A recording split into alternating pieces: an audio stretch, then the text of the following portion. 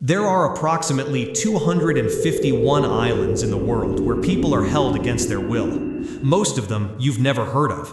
This is the story of one man who decided that the only way out was down. In 1973, a commercial diver named Nguyen Van Thieu found himself in a place that officially didn't exist. It was called Con Son Island, a detention facility off the coast of Vietnam, surrounded by 62 miles of open water in every direction.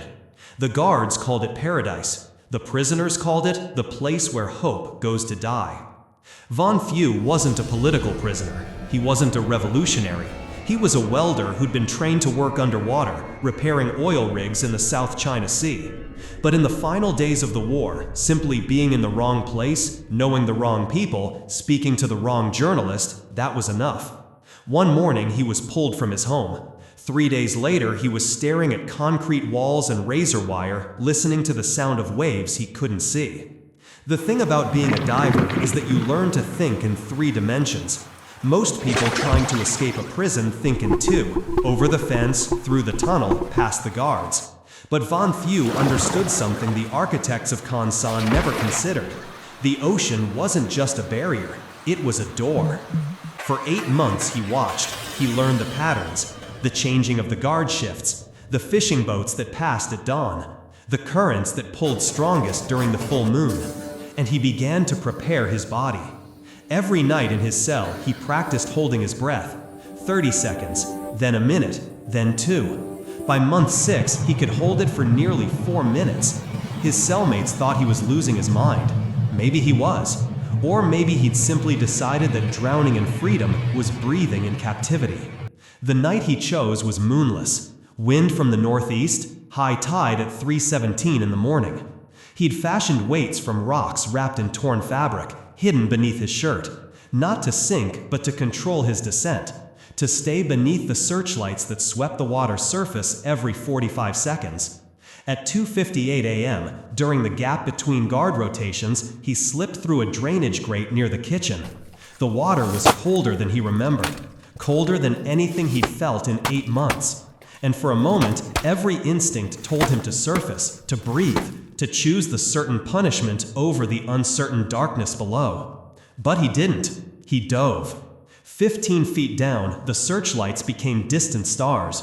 30 feet, and the world went silent. He swam parallel to the island for nearly a quarter mile, his lungs screaming, his vision beginning to narrow. When he finally surfaced, he was beyond the patrol boats, beyond the range of the spotlights, alone in an ocean that suddenly felt infinite. It took him 11 hours to reach the mainland.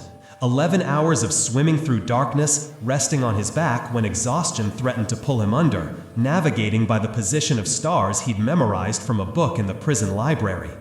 When his feet finally touched sand, he collapsed. He didn't have the strength to stand. So he crawled.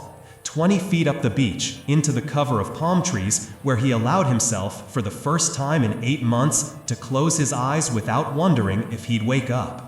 Van Thieu's escape was never officially acknowledged. The government denied Con Son held anyone without trial. International observers claimed the facility was humane. But 3 months later, the camp implemented new security measures, extended pier patrols, underwater netting around the entire perimeter, and a policy requiring all new detainees to be searched for dive training documentation. Today, Van Thieu lives in California. He's 79 years old. He hasn't entered the ocean since that night. When people ask him why, he says it's because he already used up his miracle. He doesn't tell them about the nightmares, about waking up certain he's still underwater, still holding his breath, still waiting for the moment his body betrays him and gasps for air that isn't there. But he does tell them this, that freedom isn't about walls or guards or distance. It's about the moment you decide that the person you were before doesn't exist anymore. That you're willing to become someone new, someone you don't even recognize, for the chance to choose your own ending. Sometimes the only way out is the one no one else would ever take. And sometimes the hardest part isn't the escape. It's learning to breathe again once you're free.